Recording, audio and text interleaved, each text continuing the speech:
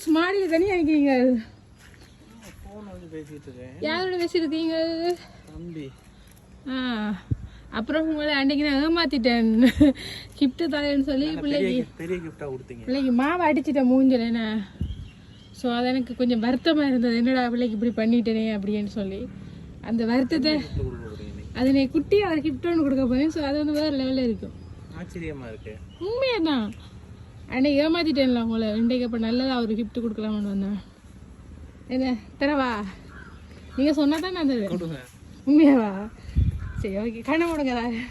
கண்ணனுக்கு இப்படி என் கையில் ஒன்றுமே இல்லை, ஆனாலும் ஒரு கிஃப்ட்டு நான் கொடுப்பேன் உங்களுக்கு. சரி கண்ணை இறுக்கி மூடுங்க.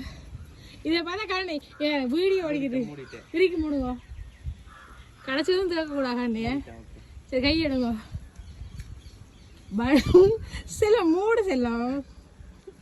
இறுக்கி மூடுங்க கண்ணை. நான் சொல்ல 2 3. என்ன ஒரு ஆனந்தம் அந்த கரடி முஞ்சனுக்கு.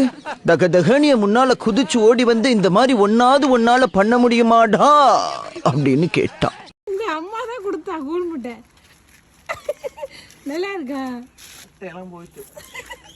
கூழ் முட்டை எப்படி இருக்கு? நல்லா இருக்கா?